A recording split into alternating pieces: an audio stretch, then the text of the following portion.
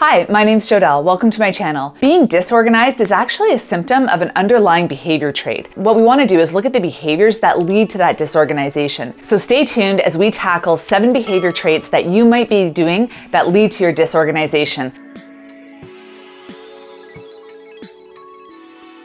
On this channel, I talk about all things leadership, mentorship, how to create better behaviors and habits so that you can live your best life possible. So I want to help you become more organized as well. And what we have to remember about organization is that being disorganized is actually a symptom of an underlying behavior trait. What we want to do is look at the behaviors that lead to that disorganization. So first of all, let's think about the reasons why we want to be organized. You have to know your why. You want to get bought in. You want to be all in on this journey of organization. And this can be at your office, on your desk, this could be in your mind, this could be with your team that you have working under you. Here is behavior trait number 1 that is keeping you from being organized. And that trait is procrastination. Procrastination, it can feel so overwhelming at the beginning because all you see is the disorganized mess in front of you and you know what that end point wants to look like. You just don't know what the every step looks like on the way to that end point. And that can feel really daunting. And so that can lead to procrastination and the feeling that you don't even want to start. So the second behavior that's keeping you disorganized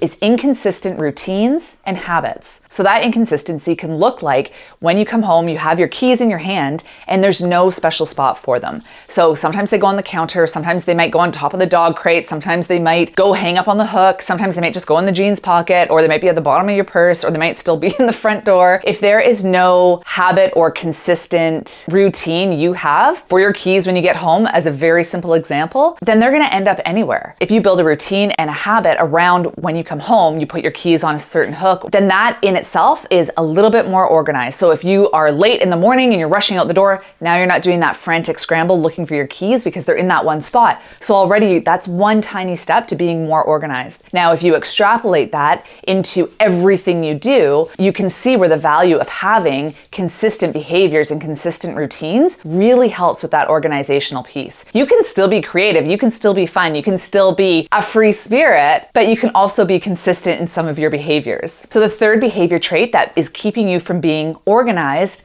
is perfectionism. And at first that doesn't really make sense.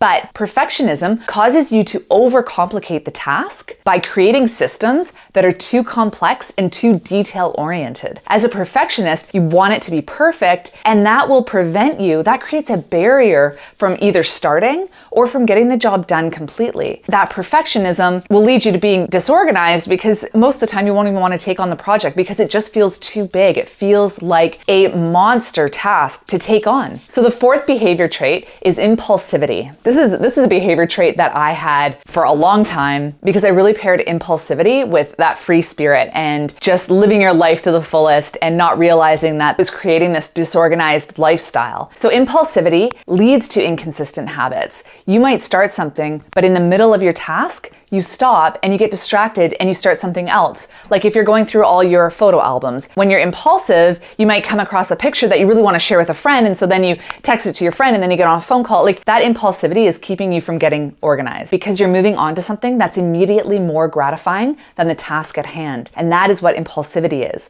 You are looking for, it's almost like you're looking for that next dopamine hit. That's why it's so exciting to start a task and rip everything apart. Then you lose interest and then you kind of just shove everything back where it was or whatever.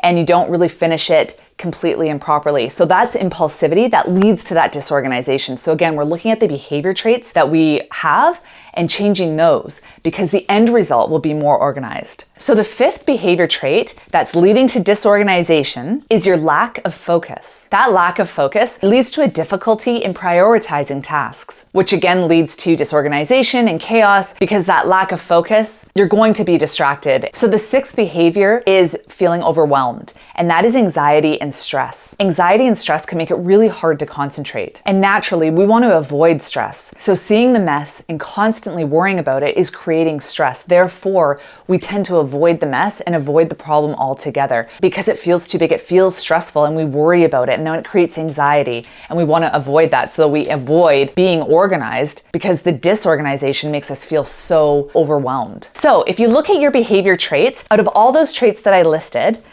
Procrastination, inconsistent routines, perfectionism, impulsivity, lack of focus, overwhelmed. If you think you fall into any one of those categories or any one of those behaviors could use some work, I would start there first. I would encourage you to do some research about one of those behavior traits. And when we deal with these behavior traits, the end result will be more organization. Now, I saved this book recommendation to the very end. This is what changed my life. This is what changed my thought process around organizing and cleaning. Many of you probably have already heard it. It's nothing new, but it is Marie Kondo, The Magic Art of Tidying Up.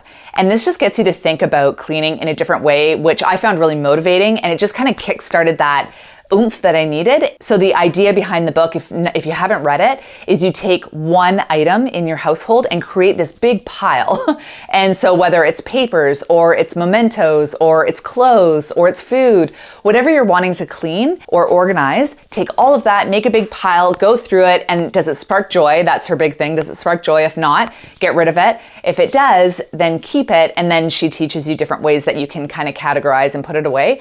But by doing it by item instead of by room, I find that it was more thorough. So that's my take on organization, is to look at the root cause before you even tackle the organization piece. What is keeping you disorganized is probably the better question than how to get organized. So anyways, I wish you the best of luck. Thanks very much for watching. I hope you enjoyed, and I will catch you in another video.